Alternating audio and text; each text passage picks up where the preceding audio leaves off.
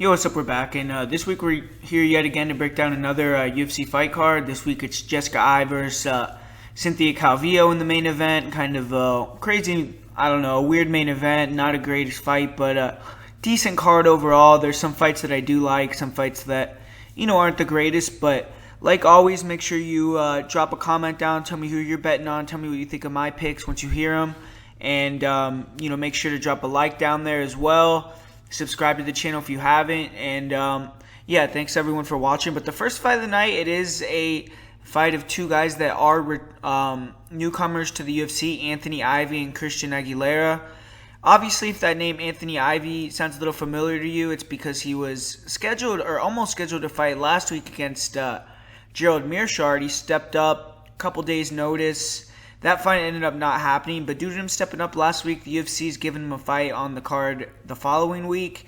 And Ivy, he would have been taking the fight on short notice, up a weight class against the UFC veteran. So this fight is a much better opportunity for him to show off his skills. He's going to be fighting at 170, his natural weight class, against another newcomer who is taking the fight on relatively short notice as well.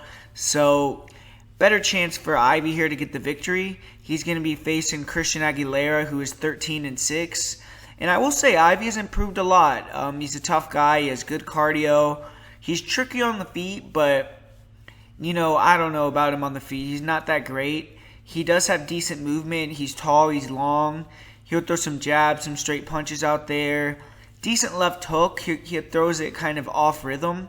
He likes to come forward with multi-punch combinations. It makes him dangerous on the feet because he does throw a lot of full power shots, but he's really doing that just to back fighters up, put him on the ground. He has decent front kicks up the middle. He has a solid high kick. He will hide it behind punches. He's an athletic guy. He's good at when he gets fighters' backs against the cage. He'll throw in combination, fake level changes, throw some power shots, has good dirty boxing. He reaches a lot on the feet, though, and in exchanges, especially in this fight, I think he's going to be outgunned. He's very hittable. He's been rocked in fights. Very tough, great cardio, which does help him survive, recover quickly. And he has 5 finishes with strikes himself. He's getting more confident on the feet as he's continuing through his career. And he is a grappler, though. That's what he's looking to do in the cage. He wants to back guys up, shoot that double leg, get them to the mat. He can't shoot from way too far out, and he can be very easy to counter as well. His takedowns against the cage are good, but he doesn't have the greatest top control. He can wrestle all day, and just that pace, that pressure, the constant takedown attempts do break some guys. But as fights progress, he does get a little bit better at controlling, taking the back, that wrestle ride position, working from there. Good ground and pound, and he does kind of look a little bit weak in the types at times, and he can be put on his back himself. He will look for some submissions off his back. Decent knee bar, decent arm bars, decent guard, but if you pass his guard, he can be controlled very easily. I could see Aguilera ragdolling him for 3 rounds. I really could. Ivy does have 4 submissions. He has been submitted 2 times. His cardio is top-notch, and he's likely going to be the tougher guy in there. So he's going to want to, survive a storm most likely, and then, prove his cardio and win in the later rounds. But Christian Aguilera, he's an exciting regional scene veteran, finally getting that jump up on the big stage. And he's coming out of Timoyama, which is a strong gym. They've had success lately. And Aguilera has been getting a highlight reel knockout since he went pro in 2013. He's a killer-be-killed fighter. He has 9 first-round KOs and 13 wins. He has been finishing the first 4 times himself. Usually his fights are over in round 1 or they go to decision. Only one of Aguilera's fights have been finished after the first round. And I would say he's alright. He has much more experience. He's fought the better competition, obviously. He's fought in better promotions. He's headlined LFA shows. And he's a wrestle boxer. On the feet, he does have one-shot knockout power.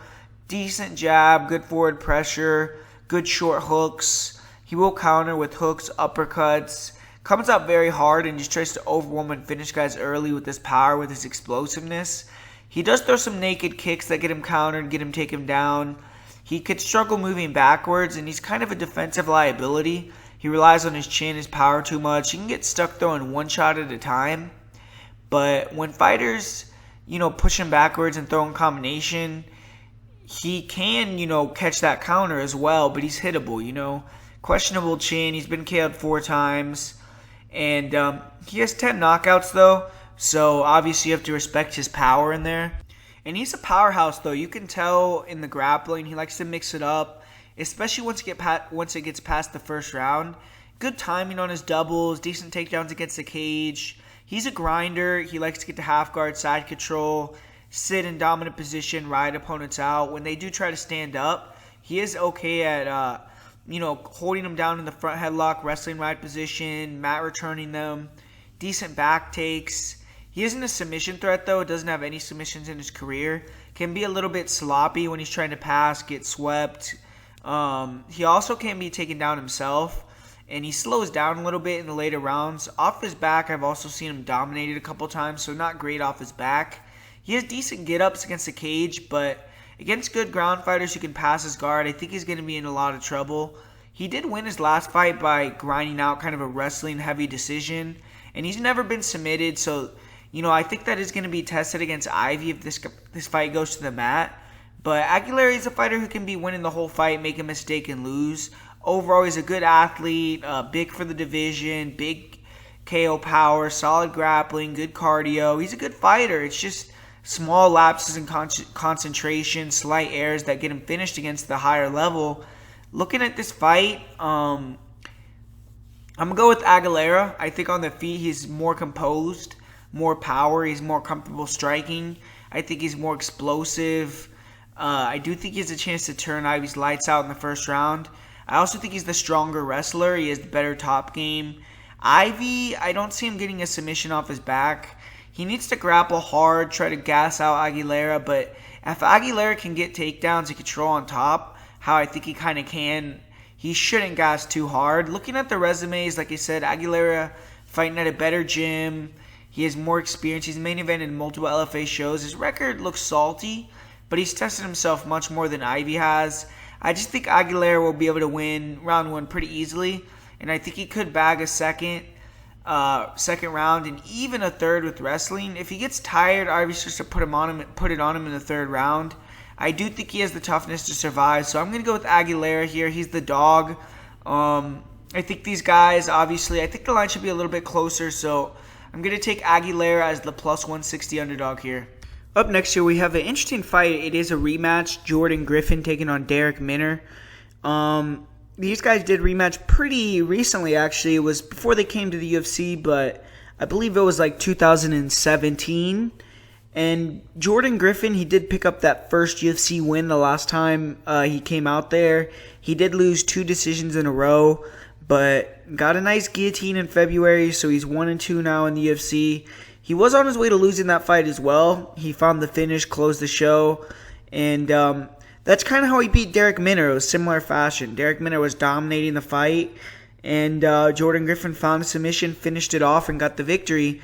And Darrick Minner, he's making his return. He suffered a setback in his debut in the UFC. He started hot, but he was ultimately submitted by Grant Dawson in the second round. And Minner, if he can't get the finish in the first round, he usually loses. He's 20 of his 24 wins are first round finishes, and he's kill or be killed. In 35 fights, he's conned a decision 2 times. So that shows you kind of his fighting style. If he doesn't get the finish in the first round, he's usually going to get finished himself. To me, this fight's pretty self-explanatory. Minner's going to be able to take Griffin down at will. Nothing I've seen on tape has made me think that Griffin has improved his takedown defense enough to close that gap that Minner had in the first fight. He actually has good ability to take the back, control, good setups for takedowns. And on the ground, he has good setups for leg locks, arm bars, rear nakeds. His guillotine is nasty. So Minner, he's a dangerous guy. If we can get a performance out of Minner here with him just get him to dominate position, not chase the finish, take the back, control. He would cruise to an easy decision most likely. Unfortunately, I can't see that happening as it never has. You can't bank on someone doing something they've never done before. Even in a rematch, Griffin is a guy who's always losing until he's winning the fights, pulls off submissions. The only difference here is Griffin, has the heart, he has the cardio to survive, take a beating, or survive a tough position, and that's all he needs here. If he can survive the first round storm, I think he's going to find a finish again somewhere in the later 2 rounds. And there's no reason to believe either guy is going to fight differently. I just think Griffin is going to be losing until he's winning, and then he's going to get a second or third round finish. So I'm going to go with Jourdain Griffin to get the victory in this one. Up next here, we have a fight that I totally want to stay away from betting-wise. No interest in this fight. It is a decent little scrap here, though. Ryan Benoit, he did suffer a setback in his return to the octagon late last year, but it was a good performance. Looked fast, looked sharp, but lost a split decision. And he's going to be fighting Tyson Nam, who's a winless guy in the UFC, so this is probably a loser leaves town fight here for both guys. Tyson Nam, 0-3. He's getting outstruck in these fights, and at 36 years old, his better days are behind him, but he's still game. Watching Ryan Benoit last fight, I will say he looked amazing in the first round. Very fast, through nice tight punching combos, really nasty rear leg kicks. He was landing that beautiful body kick. And Benoit slowed down a lot in the second and the third round. He was hit with some huge shots, got out-grappled in the third round. Did kind of rally late, hurt Alatang with some big shots near the end of the fight. So got to give him some credit there. But his cardio wasn't where it needed to be. Benoit has pretty good forward pressure, pretty good wrestling, decent get-ups. He's working with some high-level jiu-jitsu guys, and he's a pretty skilled guy overall. But I don't know. It's something about his mentality. He can't put it all together at times. His opponent Tyson Nam, he's really been disappointing. Doesn't throw enough volume.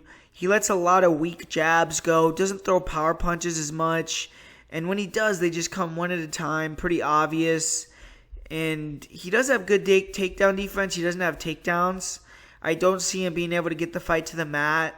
Does have better cardio, good forward pressure. And the thing is, if he could just continue to pressure Benoit, get him a little tired, he could maybe find that one shot, close the show. But if he doesn't, I think he's going to get out-volumed by the sharper, quicker guy. I'm actually going to go with Benoit to win, man. Not sure this fight, could suck. But tough fight to call. I'm going to go with Ryan Benoit. And up next here we have a matchup between Julia Avila versus Gina Mazzani. Gina Mazzani is stepping up here on short notice here. And Avila, second UFC appearance, she had a good debut. She won that dominant decision against Patty Kidziad, and she looks like a good prospect. She is essentially undefeated. Her one loss came due to a hand injury. And Gina Mazzani, she did get cut late last year, got a win, is back in the UFC now. She's jumping in on short notice here, big underdog, and she's just a tough and rugged chick, but she's not very good. And when I watch this fight, it's hard for me to see many paths to victory for Gina Mazzani. Mazzani's a girl who likes to clinch, use her physicality to bulldoze girls. She'll get clinch takedowns, maul opponents to the clinch, work them to the mat. Her striking is wild. It's not very good. She'll throw a lot of kicks, sloppy punches, super hittable. And Avila is a better striker. Good straight punches, good jab, power to punches. She'll close the distance with nice combinations, good hooks inside. And she can be explosive also. She landed a nasty overhead right that rocked Kidziad, dropped her. And she'll mix in some uppercuts, some body shots. She'll throw some nice leg kicks and really nice front kicks to the body, to the head. And she's a jacked girl, man. I just don't see her getting outworked or outmuscled in the clinch. The way I see this fight going is early on, Gina's going to go very hard looking for the clinch. I think she's going to get tired, get knocked out. I don't think Gina can last 3 rounds with Avila, especially on short notice. Gina's been finishing 2 of her 3 losses. I think Avila is going to get it done here inside the distance. Up next here we have 2 featherweights fighting at lightweight here. Kevin Aguilar, Charles Rosa. Kevin Aguilar, he has his back against the wall here. He's lost back-to-back fights. His granite chin was finally cracked his last fight when he got knocked out by Zubair Tukhugov. So he might be a little bit tentative here. We have to see. Charles Rosa, he's looking to get back on the horse. He had that terrible performance just a little under a month ago. He got dominated from pillar to post by Bryce Mitchell, put in some very bad positions on the ground, kind of got twisted up a little bit, got hit with some big shots, and he probably wants to get that bad taste out of his mouth. But to me, this is kind of an easy fight for Aguilar. Rosa on the feet just doesn't do it for me. He does throw a lot of volume. He switches stances, throws a lot of kicks, a lot of low kicks, front kicks up the middle, round kicks, head kicks, uses a lot of spins. He just doesn't look like he has much power on the shots. He always gets backed up near the fence. He gets walked down. Tries to use a lot of movement. Tries to touch and move. He's just kind of like a death by 1,000 cuts type of fighter. In a small cage, I just don't think that style is going to work well. Rosa isn't the greatest offensive wrestler. Since he's returned from his neck injury, he hasn't looked good when guys have clinched up with him. He's been ragdolled, it seems like. Rosa took a lot of punches in his fight with Manny Bermudez, a lot of decent shots. He got dominated on the mat when he fought Bryce Mitchell. Kevin Aguilar, he's a fighter who has good forward pressure, good hooks, big power, good straight punches as well, good chin, cuts the cage off well, good low kicks. And I just feel like if Aguilar gets inside, forces Rosa to exchange, he's going to have a huge advantage in the boxing. Rosa's very hittable. I don't think Rosa's going to be able to get takedowns. I don't think Aguilar is going to play that game, even if Rosa tries to pull guard, if he really tries to get it to the mat at all costs. I just think Aguilar is going to, be smarter than that, keep it on the feet. Aguilar's fought guys that have a similar style but much more dangerous, like this karate striking style like Tan Lee, and he knocked him out cold, man. So I just feel like in the smaller cage, Rosa just fought. He can't be 100% coming back from that 1 month ago. I think Kevin Aguilar is going to catch him and take him out, man. In the small cage, I think it even gives him a more chance to take him out. He doesn't have to cut weight. They're going to be big in there. I got Kevin Aguilar by knockout. And up next year, we do have a fun fight. We got Mariya Agapova taking on Hannah Cifers. Pretty excited for this one. If you guys haven't seen my interview with Mariya Agapova yet, make sure to check that one out. It is on my channel. And she's set to make her UFC debut, her return to Las Vegas. Unfortunately, she was unsuccessful in her first fight at the Apex on the Contender Series, but she's a chance of redemption here. She showed major improvements in her last 2 fights. She's moved to the United States. She's training at American Top Team now. I feel like she has a lot of potential. She's coming off of back-to-back first-round finishes. She's a finisher, and she loves the fight. You could tell she's in her element in there. The first thing you notice when you watch Agapova's Invicta fights in comparison to the fight on the Dana White Contender Series is the muscle she's put on. She's filled out a lot. She's much stronger. She has a great frame for the division. She's 5'8", long reach. But also, now she's packed in the size. She's filled out. She's getting a little less choppy with her footwork. She's cleaner with her in and out movement, better head movement, better defense. And she's a really nice 1-2, good jab, good overhand right. Getting better with her hands. She's throwing straighter, less loopy strikes. She'll throw a lot of kicks, nice low kicks, good front kicks, side kicks to the body. Super heavy round kicks. Her body kicks, her rear leg round kicks to the body are vicious, man. And she'll throw some naked kicks sometimes that can be countered. She can be a little bit wild. She'll throw Superman punches, Superman elbows. Very open with her striking. And she's getting harder to hit, but she's still willing to engage in brawls. And her last fight was a high-paced, high-level fight. She exchanged some wild hooks with Mirla Santos, who's another power hitter. I mean, we've seen Mirla Chocolate drop Wheelie Zhang. And Agapova, she fights with no fear in there, man. She lets it all go. Great forward pressure, a lot of volume. When she hurts an opponent, she'll swarm and finish. She has a great chin, willing to eat shots. She's a fun fighter to watch. She's finished 3 fights by strikes. And she's improving as a grappler as well. In the Contender Series, she was taken down, grinded out. Since then, she's gone to a good camp in America Top Team. Been training with coaches like King Mo, training partners like Jillian Robertson. And she's gotten a lot better with her grappling. She's not an active seeker of the takedown, but she's getting better with her defensive grappling, getting better in the clinch, digging underhooks, circling out, getting better defending takedowns. She can be controlled in the clinch a bit, and she sometimes could struggle to dig underhooks, but like I said, she is getting better at that, She has been taken down in the past as well. Off her back, she will attack arm bars. She'll attack triangles.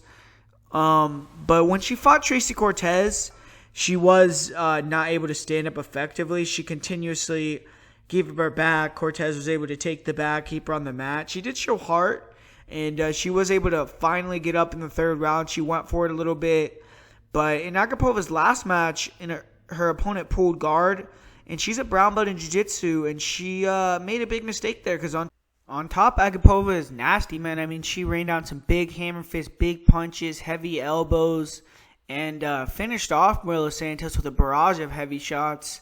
She did get threatened with a couple arm bars, but postured out of them pretty easily. And Marilla Chocolate is a brown belt in jiu-jitsu, so she isn't a slouch on the mat.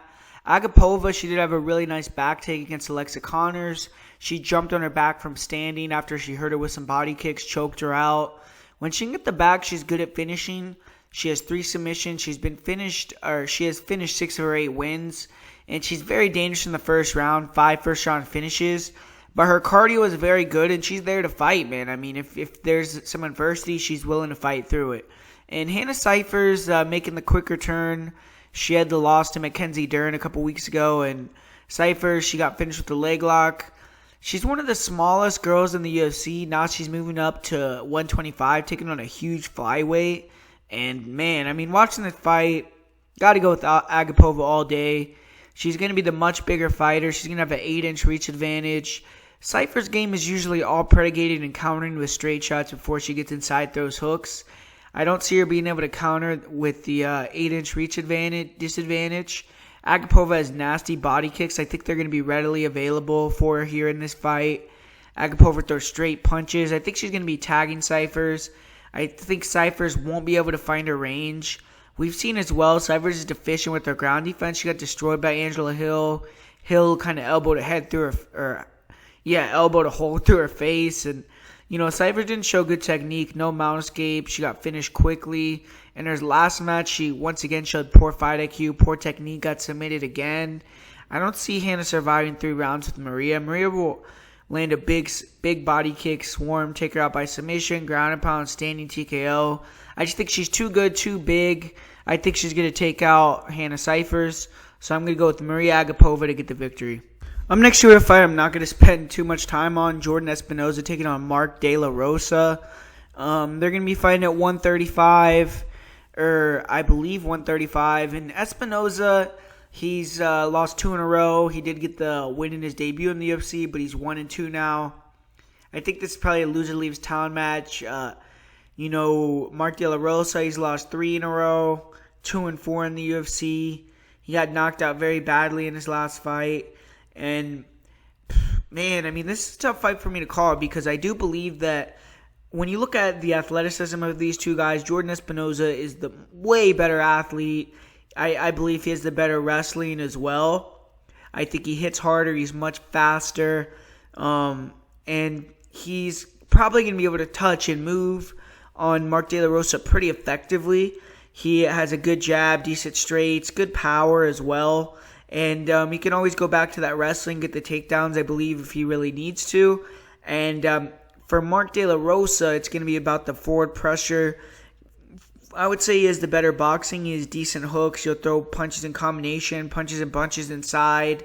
Has decent wrestling himself, decent jiu-jitsu. I don't believe he's going to be able to take down a guy like Jourdain Espinosa, but maybe he'll be able to threaten him off his back, hit a sweep, hit a submission. Espinosa was submitted with that arm triangle pretty quickly in his last fight. I don't really think Espinosa has the greatest jiu-jitsu, and maybe De La Rosa will be able to exploit that and pick up a victory here. On the feed, I do think it's close because I think over 3 rounds, I think that De La Rosa has the better cardio. He may wear on Espinosa with this forward pressure and with the constant volume, but the fact of the matter is, man, I feel more comfortable picking Jourdain Espinosa. I'm going to side with the better athlete. I'm going to side with the guy that I think is a little bit quicker, hits a little bit harder, has the advantages in the wrestling. Even though I think De La Rosa could cook him, get a decision victory, get a late finish, I'm going with Jourdain Espinosa to get a decision win on Marc De La Rosa. And I'm next sure we have one of the best fights on the card, Andre Fili, Charles Jourdain. And man, I mean, when I first saw this line, I thought potentially this line could be off. I thought maybe Andre Fili's a little bit too big of a favorite. Obviously, we're used to seeing Andre Fili coming in as an underdog in a lot of fights, and now he's over a 2-1 favorite. So when you see that, automatically, your eyes go up. You want to look at it a little bit, and especially with Charles Jourdain cashing as a plus 300 underdog in his last fight. We actually predicted that over here, so hopefully you guys hit on that against Doo Ho Choi, and that was a good matchup for him. But when you look at this fight, I kind of, after watching the tape, I watched a lot of fights on both of these guys. I kind of agree with the line here. Charles Jourdain, very flashy, very wild on the feet. A lot of spins, a lot of aerial attacks, flying attacks. He throws a lot of shots from far out. He can close a lot of distance. Throws very big power shots. I mean, he's winging punches at all times. He'll literally run at you with the combination. No fear in there. So he's dangerous at all times. I mean, you can never be lax at the end of a round. Right after a wrestling exchange, right after a grappling exchange, you have to be turned on. You have to be sharp because Jourdain will take advantage of that and hit you with a crazy attack that you don't see coming from halfway across the cage. And the other thing that makes Jourdain, a little bit rare in that sense with that type of style is the fact that he has the cardio to keep that up for 3 rounds and actually, picks it up as the fight goes on, which we saw that really help him in his last fight because he got hurt very badly multiple times in the first and second round, but was able to show his durability, his recoverability, his cardio, and eventually found the big shot that put out Doo Ho Choi in a wild fight. I mean, that fight was awesome, man. He battled through a lot of adversity, but when you see his striking, he can't come up short with a lot of shots because he's trying to, close that distance from too far out. Very wild. Doesn't really look like he has any kind of structure with what he's trying to do there. And he's open to be hit with counters, open to be hit to the body. And he could be taken down very easily. Doesn't have good takedown defense at all. I mean, we've seen that in the UFC, in his fights with lower level guys on the regional scene. Even in a fight with Damian Lapilus in 2019, who's a guy who's 16-12. He was getting taken down. He was getting his back taken. That fight was questionable going into the 5th round before he got the finish. So, that just shows that Jourdain is getting a lot better. He's only 24 years old. He's improving every time he's out there, but still has a lot of holes to fill on the ground. He's very easy to take down in the clinch. Very easy to take down with body locks, with double legs, with single legs. Throws a lot of crazy strikes, like I said, jumping attacks, kicks. So it's easy to get taken down off that as well. Fili's actually very good at catching kicks, bringing fights to the mat. Also has an excellent double leg. And on the ground, Charles Jourdain does look like he has a decent, tricky guard. But once you pass his guard, he gives his back to stand up, can be controlled on the mat. And I think Andre Fili, on the feet even, I think is a little bit sharper with the counters. I mean, man, Fili's an excellent counter puncher. He's excellent in the storm. He sees shots coming, just counters with brilliant straight shots down the pocket. I mean, we saw that against Shaman Rice. We even saw that against Sadiq Youssef when they exchanged. He put Sadiq Youssef to a knee. And Fili has lightning quick hands. He can follow up with head kicks very quickly that you don't see coming. He hides them behind punches. And I think he's the sharper, straighter puncher. I think that Jourdain is going to be coming in real hard. And obviously Jourdain has a chance to knock his block off. But I think Fili's counters are going to give Jourdain pause to cause. I think that he may, get clipped at the counter, get dropped, get taken out as well. And I also think even if Jourdain is having success striking on the feet, Fili has that other element to hit that double leg, use that to take the back. We saw him do that against Sadiq Youssef multiple times, and I don't think Jourdain is the athletic, physical freak that Youssef is to just stand up, has the strength of an ox. I mean, Jourdain, he's a different type of athlete. He isn't the type of athlete that Youssef is in that power horse type of way. So, I'm thinking Andre Fili is going to be able to get the victory here, whether it's a finish, whether it's a decision. I think he's a little bit better on the feet even. I think he has a big advantage on the mat, big advantage in the wrestling. Even if he can't control Jourdain, the fact that if he does mix it up, take him down 4 or 5 times, it'll break his rhythm. I think Fili obviously has a lot of experience against higher level guys. He still has that desire, that hunger to be the best in the world. I think he's even said he feels like he's the best in the world even now. That fight with Yusuf was very close, so, can't take anything away from him. I'm going to go with Andre Fili here. I just think he's too big of a veteran, too good. Good test for him here against Charles Jourdain, good young upstart. If Jourdain can get the victory over Fili, he's going to be a serious contender, I believe, but I'm going to go with Andre Fili. And up next here we got Merab taking on Ray Borg. Obviously, Ray Borg's coming back real quick after that loss to Ricky Simone. And man, if you guys watch my channel, you know I'm really high on Merab Dvalishvili. I've been picking him in almost every single fight in the UFC. We've been betting on him, putting him in the parlays. And that's not going to change here, man. I think this is a really favorable matchup for Merab. Ray Borg, we just saw him get out-wrestled by Ricky Simone, a common opponent to Merab, who Merab was able to out-wrestle very easily. And we've seen Merab fight guys like Casey Kenny, who also defeated Ray Borg with the grappling-heavy game plan. And Merab just demoralized Casey Kenny. The thing with Ray Borg, he does have very fast, very quick hands. We finally saw him throw those, show it off in his last fight against Ricky Simone, and landed some really nice, clean shots on his chin. Merab has to be a little bit careful, but Merab is a guy that doesn't really entertain the striking. Uses a lot of spins, flying attacks, crazy techniques to close that distance, get on those legs, get the fight to the mat, and when he does, man, even if you get stand back up, he has a hold of you, he'll mat return you, dominate you, demoralize you. And I don't see that changing here. We saw Aljamain Sterling go in there last week, dominate Corey Sandhagen. He's the main training partner from Merab, bringing all that good energy into this fight. I don't like Ray Borg at 135 pounds. I just think that he's a little bit too small. And I think even if this is at 125, I think Merab just, his wrestling, his pressure, his pace is too good. I don't think Ray Borg is going to be able to keep him off him. I think Merab's going to do it to a lot of guys, but I think Merab is going to take down Ray Borg at will over and over and over and over again like he does.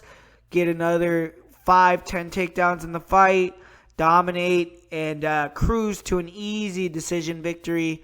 So I think Merab is one of my most confident picks on the card. Probably going to be one of the most confident picks for a lot of guys this week. And I think Merab gets it done easily. And this one probably wins 30-26. Maybe even 30-25 on the scorecards. And up next year of the co-main event, Baby K taking on Marvin Vettori. Obviously, I feel like I broke this fight down a few times now. And we've seen they made it all the way to the weigh-in day last time, where the following day, Marvin and Carl got into it at the hotel. So there's a little bit of a backstory, a little bit of a beef to this fight now. And I think it's a pretty close fight. I don't agree with the line. I don't think Marvin should be that big of a favorite. But Robert said he's 4-1 at middleweight in the UFC. Vettori 4-2-1. On the feet, I definitely favor Robertson. Marvin, he's a good striker, but doesn't really have good power. Vettori is a pressure guy, stays in your face, a lot of volume, good jab, good right hook. He'll double, triple up on punches. Isn't a power striker. But he does, drain guys with volume, super durable. But I don't know. Against a guy like Carl, I think he kind of lacks the technique and power to hang on the feet. He doesn't check low kicks either, which are one of Roberson's main specialties. That's kind of where I think that Roberson's going to have success if he does. If Carl can land some low calf kicks, Marvin could be in for a long night. But Marvin is a much better grappler, good body locks. Occasionally, he'll shoot it on the legs. And when Vettori gets the fight to the ground, he's very good with submissions. I feel that's where he needs to be in this fight. Good grounded pound, good rear naked chokes, good guillotine. He isn't bad off his back either. He's hard to hold down. If he wants to win this fight, I think he needs to push a heavy, wrestling, grinding pace and try to wear on Roberson, get him in a bad position and finish him. Roberson, he cuts the cage off well, very fast hands. Good jab, good straight punch counters, low kicks, good chin. And I think that he's going to try to walk down Vettori, work the legs, body, then go up to the head. And he needs to avoid the grappling here. He sometimes can invite a grappling fight, get in the clinch, go for takedowns of his own. His grappling isn't bad, but against a guy like Vettori, he needs to stay away from that. He was submitted twice in the UFC. Against a guy like Wellington Turman, he was almost submitted as well, who I kind of think is kind of similar to Vettori in a way. I think both guys are going to have good cardio to go for 3 rounds, and I just think it's going to be who's going to implement their game better. I'm going to go with Vettori to win a decision, so I think it's a closer fight than the line indicates, but I think Vettori's going to win. So I'm going to go with Marvin Vettori to get it done. And up next for the main event, Jessica Eye taking on Cynthia Calvillo, who's making the move up to 125 after that big weight miss her last fight. And I don't know if people forgot, but Jessica Eye also came off a big weight miss. Her last fight weighed in 131 pounds. And Jessica Eye is a girl that's fought at 135 pounds. She's going to be much, much bigger than Cynthia in there. She's taller. She's going to have the reach advantage, bigger frame. And I think she has an easy path to victory. I think she has a much better boxing. I think that if she just keeps it hands only, uses forward pressure, makes Cynthia uncomfortable, with the striking on the feet, with the hands, she's going to win the fight. I think that she's just a little bit better. I think that if she throws some sloppy kicks, if she, engages in the clinch, if she tries to go to the ground, that's where Cynthia is going to have the advantage. But Cynthia, her boxing to me is just not on the level of a girl like Jessica Eye. She's been outstruck by girls like, Carla Esparza on the feet with the boxing. She has been able to outstrike girls like JoJo Calderwood, Courtney Casey, who've come to 125, had success, but, I'm not sure. I just think Jessica Eye is a little bit better with the hands than those girls as well. And I think that Cynthia is going to struggle to get it to the mat, especially with the size disadvantage. She already isn't the greatest wrestler. We saw in her last fight, she did show a lot of heart. She got destroyed in the first 2 rounds, hurt very badly, multiple occasions. That 3rd round, she turned up, got it to the mat, almost finished it. So, she's going to have her chances here. If she can get it to the ground, she's going to maybe be able to get a submission, pull off a finish. But if it stays on the feet, I favor Eye. Neither of these girls has ever fought 5 rounds. But I kind of feel like Eye, is going to have the cardio advantage because she's used to fighting up at that weight class. It's the first time Cynthia is going to have that, coming up to that weight. And Cynthia is going to be the one that's going to have to push the takedowns in this fight if she wants to win. So I think that Jessica Eye is going to have the less cardiovascular game plan. She's not going to blow as much energy to win necessarily that Cynthia does. Cynthia could get her down in the first round, get a submission, make it look easy. She's very good on the ground. If she can take your back, good rear naked choke. But Jessica Eye's no slouch on the mat either. I don't know if she's just going to be able to take her down and sub her that easily. And, so because of that, man, I got to go with the number 1 contender in the flyweight division.